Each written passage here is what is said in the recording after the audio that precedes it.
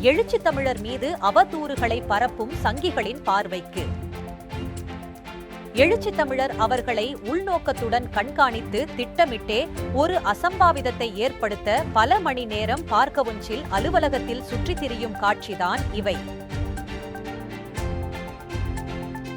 தலைவர் அவர்கள் சரியாக நிகழ்ச்சியை முடித்துக் கொண்டு செல்லும் போது அவசரமாக ஓடி சென்று வாகனத்தை எடுத்துச் செல்லும் காட்சிதான் இது.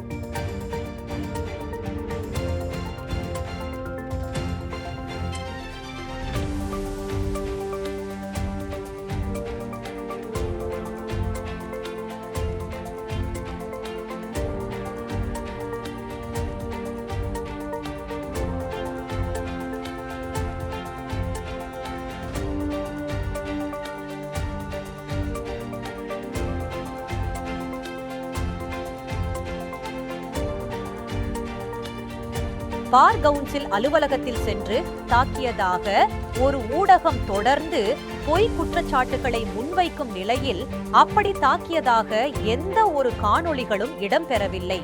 ரொம்ப ஜாலியா இப்படி சுற்றி திரிந்தவர்தான் பலே கில்லாடியான இவர்.